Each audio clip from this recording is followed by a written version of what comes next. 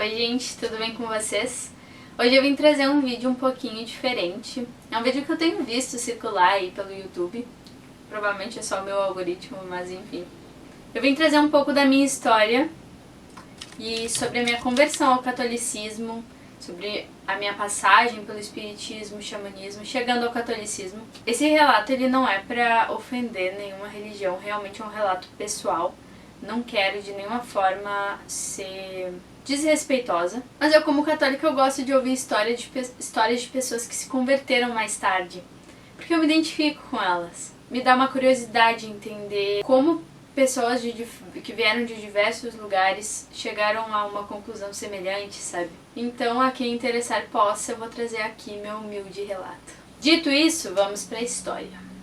Eu fui batizada na igreja católica quando eu era bebê, mas a minha família era uma família católica do interior. Eles moravam no campo, então eles não costumavam participar de fato de todas as missas. Eles realmente iam, sei lá, só para batizar, daí depois para fazer primeira Eucaristia, Crisma, depois para casar. Mas não existia realmente uma frequência na igreja, nem nada do tipo. Os meus pais eles eram de Arroio Grande e eles saíram de lá e vieram para Porto Alegre. E me tiveram aqui. Depois que eu fui batizada por algumas situações da nossa família, os meus pais começaram a se aproximar do espiritismo. E lá eles se interessaram muito pela doutrina espírita e começaram a frequentar quando eu tinha em torno de 3 anos. Dos meus 3 aos meus 22 anos eu fui espírita. A partir dos meus 5 anos eu comecei de fato a frequentar mais a casa espírita, participar da evangelização, participar do movimento como um todo. E de lá eu nunca mais saí, eu comecei a participar de um monte de coisa. Conforme eu ia ficando mais velha, de mais coisas eu participava. E eu tenho uma gratidão muito grande ao espiritismo porque ele me ensinou muitas coisas importantes. Ele me ensinou, por exemplo, a acreditar em Deus. E ele me ensinou a importância de ter amizades que gostem das mesmas coisas que a gente, que se interessem pelas mesmas coisas que a gente. O quanto esses laços aí são muito mais profundos do que laços só circunstanciais. Além disso, foi lá que eu desenvolvi meu gosto pela arte, porque eu participava de grupo de teatro, de música, fiz muita poesia. E quando eu me crismei, isso foi uma coisa que eu postei, assim, um texto, né, até porque eu tenho muitos amigos no Facebook, no Instagram, da época ainda do espiritismo, falando assim, ó, a ideia não é apagar a minha história, mas pressupor ela. Então, eu só sou quem eu sou pela minha história, por tudo o que veio antes. E eu não poderia, a esmo, dizer assim, eu me arrependo disso, e arrancar coisas que talvez me transformaram na personalidade que eu tive no momento em que eu tomei a decisão que hoje eu acredito ser certa. E eu acho que a coisa que eu mais agradeço ao espiritismo foi a abertura para que eu pudesse buscar em outros lugares.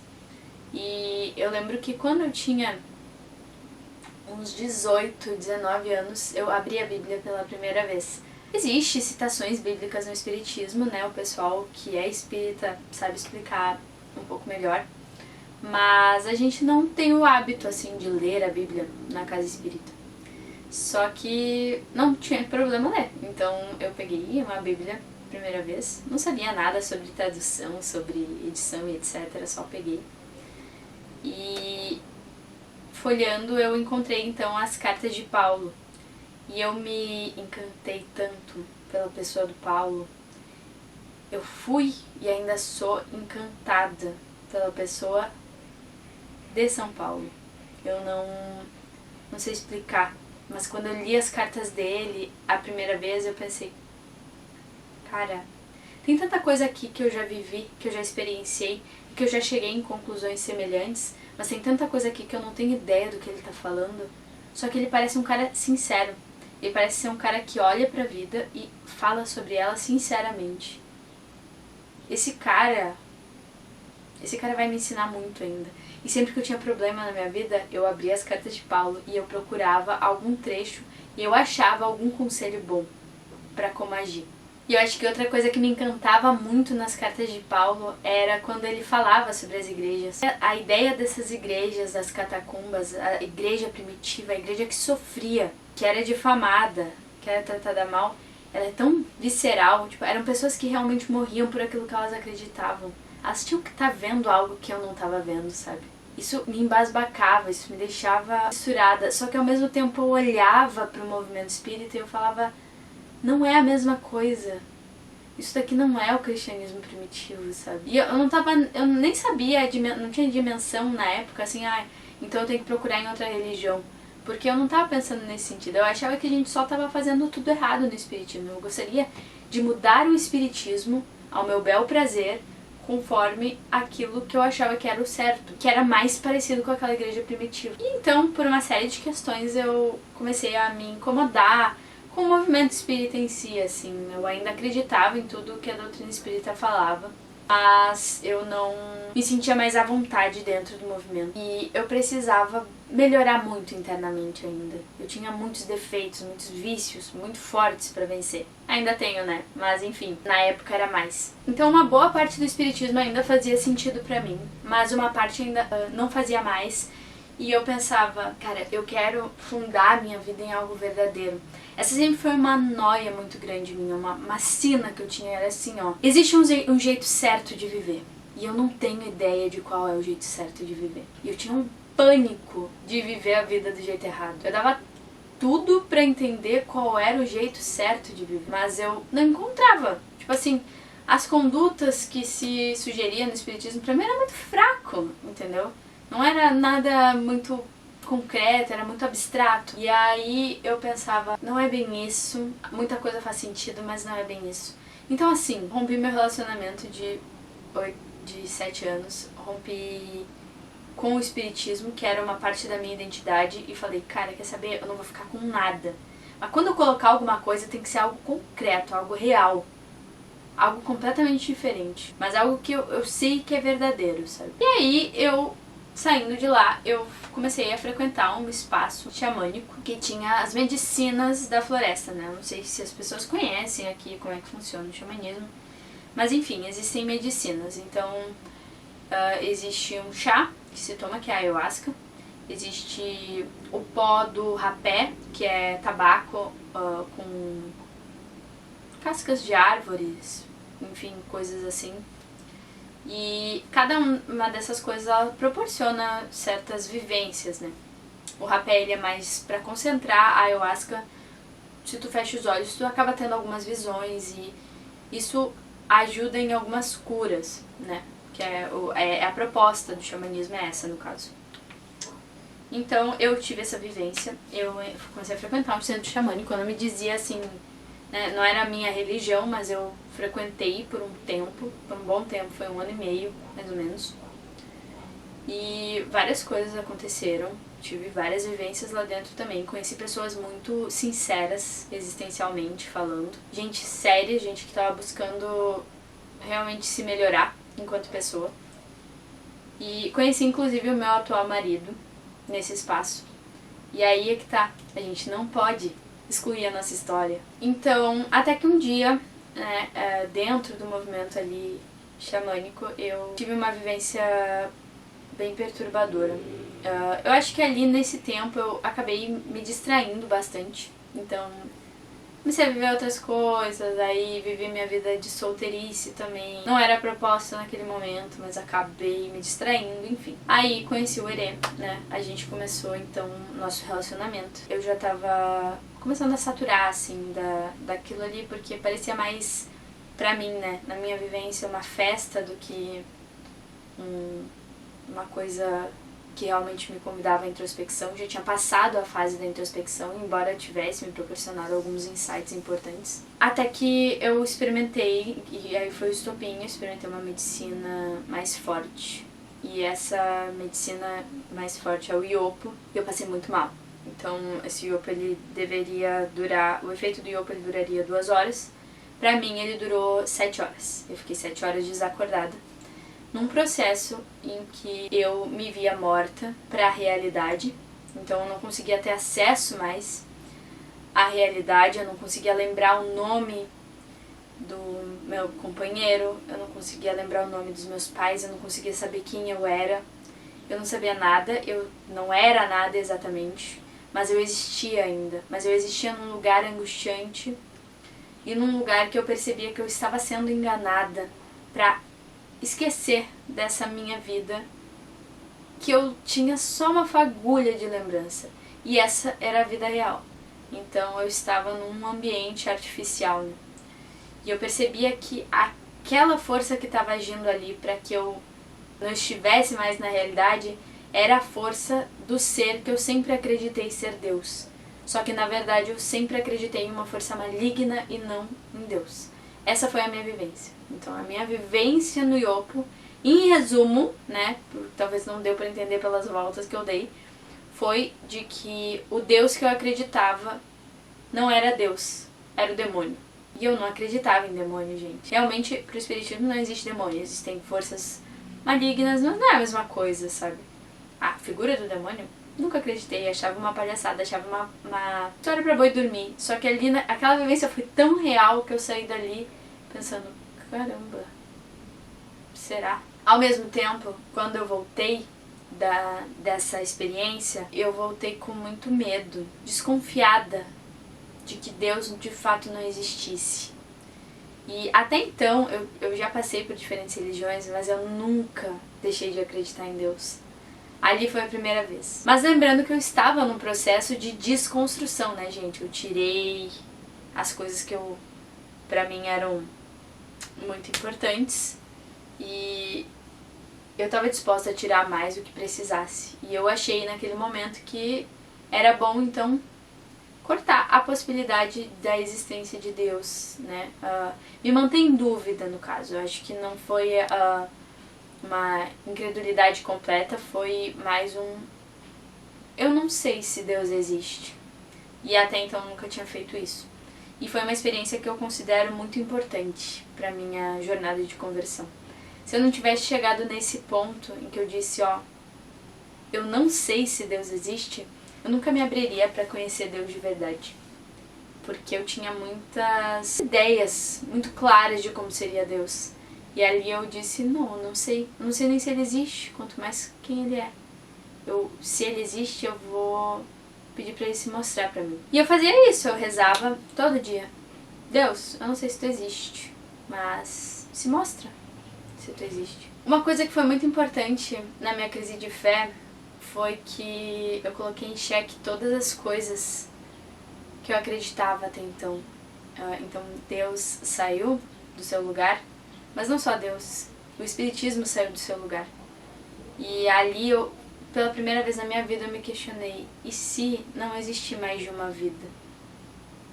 E esse questionamento eu me fazia todo dia, porque era uma coisa muito certa pra mim. Existem várias vidas, a gente vai evoluindo. E aí todo dia eu acordava e pensava, e se não existir? Se não existir, eu tô perdida, porque em uma vida eu não consigo fazer as coisas, eu não consigo ficar perfeita como deveria.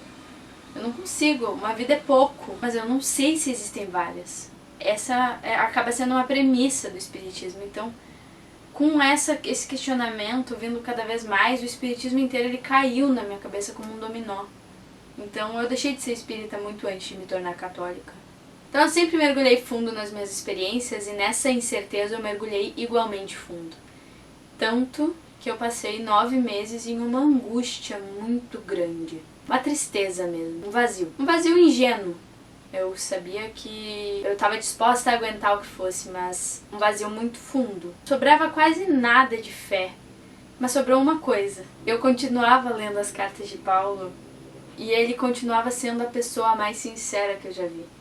E um dia falando com ele, eu falei, cara, eu queria essa igreja. Eu queria o contato com esse Deus que Paulo tá falando que ele tem. E o Herê, que é o meu esposo, olhou pra mim e naquele momento, assim, eu realmente acredito que ele tava muito inspirado. Ele falou, tu gosta da igreja primitiva, então. Se tu quer a igreja primitiva, tu tem que ser católica, Julinha. Porque a coisa mais perto da igreja primitiva é a igreja católica. Paulo participava de missa. E eu fiquei assim, igreja católica, cara. Eu tinha tanto preconceito.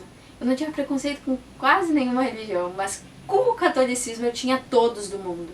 Eu achava que quem estava na igreja eram pessoas que não sabiam o que elas estavam fazendo e estavam fazendo só porque sim, e nunca se questionavam nada. Eu via a igreja católica como uma igreja carolinha, nada aberta para os outros, maldosa, a igreja das pedofilias. Eu nem levava a sério uma pessoa que me dissesse que era católica. Eu pensava, tá, nem sabe o que é, então tá dizendo isso. E aí o Herê me propõe. E aí na hora eu percebi já esse preconceito, assim. Na hora que veio eu pensei, que preconceituosa do caramba. O que quer ficar achando que o católico é isso, o católico é aquilo, né? Vou ir. E vou ir de cabeça bem aberta. E vou experimentar mesmo essa vivência. E aí fiz. E aí cheguei na primeira missa toda atrapalhada, né? Nunca tinha participado de missa. Senta, levanta, pega folheto, não pega. Quando eu pegava não tinha nada escrito daquilo que estava acontecendo na missa. Quando eu largava o folheto, usava um folheto e aí parecia que estavam lendo aquilo que estava ali. Aí levanta, senta, ajoelha, já não sabia o que eu tinha que fazer. Chegou na hora da comunhão e aí eu percebi que aquilo ali era muito sério. Eu não sabia o que era, eu não sabia o que eu tinha que fazer, eu não sabia nada, vi que todo mundo se ajoelhou, só que eu pensei que eu não era digna de estar ali, porque eu não sabia se eu era católica exatamente. Então eu falei pra ele, a gente tem que sair, vamos embora. E aí a gente saía, bem na hora da comunhão. Mas era início, né, gente? Então assim, enfim, não tinha como eu saber e etc. E eu fui indo desconfiada, com muitas dores também, porque a dimensão dos 10 mandamentos, elas não existiam pra mim até ali. Minha conversão ainda tá acontecendo, mas hoje eu me digo de fato católica e independente de qualquer pessoa, né? Isso foi uma coisa que a gente conversou bastante, porque o Herê, ele tinha afinidade com o catolicismo. Quando a gente se conheceu, ele era agnóstico, mas ele já tinha afinidade. Então quando ele se converteu muito mais rápido que eu. Mas a conversão é uma coisa que acontece individualmente. A gente era namorado ainda, eu falei pra ele, ó, eu preciso fazer, se eu for fazer essa conversão, eu preciso fazer sozinha. Não dá pra gente, eu virar católica só porque tu tá virando. Eu tô disposta a ter essa vivência, a ver, mas eu só vou de fato dizer, ó, a partir de hoje eu sou católica quando eu realmente estiver pronta. Então eu ia nas missas, eu participava das coisas, mas tudo com vários pés atrás. Então eu fui lendo as cartas de Paulo de novo, eu fui tendo as vivências das missas. E aí um dia eu decidi que eu ia fazer a minha primeira confissão, né, depois de tudo. Eu fui batizada na infância, então eu teria que fazer uma confissão da minha vida inteira. E aí foi o que eu fiz. Eu pedi um horário com o padre, fiz um exame de consciência e fui fazer a minha primeira confissão. Eu achava a confissão uma palhaçada. Quando eu pensava na ideia da confissão, eu pensava, cara, por que eu vou falar com o padre? O que ele tem a ver com isso? E só que tem coisas que a gente precisa ver pra crer. E tem coisas que a gente precisa crer primeiro pra ver depois. E foi o que aconteceu. Então eu dei esse voto de confiança. Eu falei, bom, é isso? É confessar que precisa? Existem passagens bíblicas que explicam o porquê da confissão. Então eu vou realmente ter a experiência do catolicismo completa, né? Não é justo eu ter uma vivência parcial e dizer que eu não gostei. Eu vou me confessar, eu vou participar da missa, eu vou fazer minha primeira comunhão. Depois eu me crismo se eu realmente acreditar. Mas até a primeira comunhão eu vou ter essa experiência inteira. Eu não sei se eu acredito que Cristo é Deus, mas eu acredito em Paulo. E Paulo diz que Cristo é Deus, então eu acredito em Paulo, acredito em Cristo, que Cristo é Deus. Essa foi a minha conclusão. E aí fui lá, né, fiz a minha confissão, contei toda a minha vida. E no momento em que o padre me absolveu, gente, eu não sou uma pessoa que vai só pelo emocional, até porque eu sou uma pessoa muito chorona, muito sensível.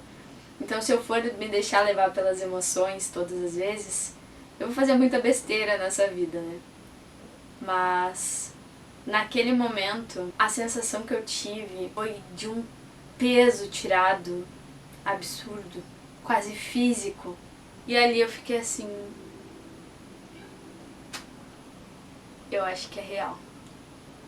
Eu não sei exatamente o porquê, mas eu acho que eu preciso confessar com o padre. Seguir os 10 mandamentos, confessar com o padre, eu acho que é isso aí.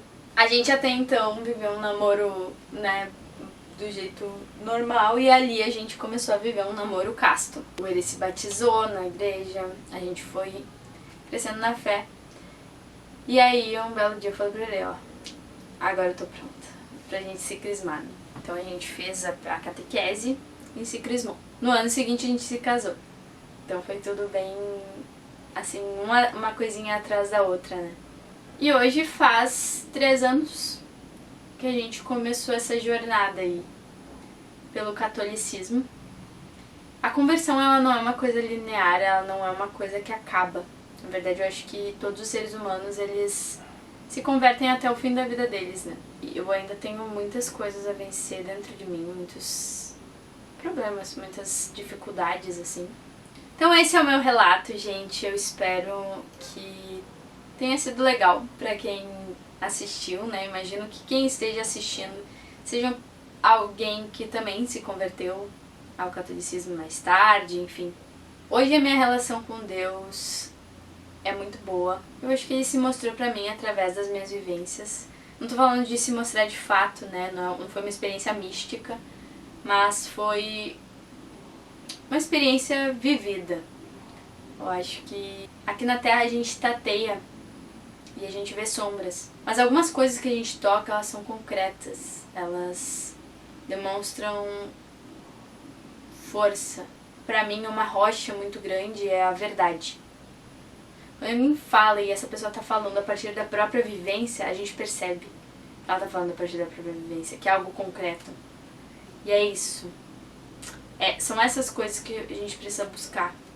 Pessoas assim. Nortes assim. Como faróis. Que brilham e que nos mostram um pouco do caminho a seguir. E Paulo foi essa pessoa pra mim. Paulo foi o meu farol. Paulo me tornou católica. Isso eu tenho certeza. Meu marido também.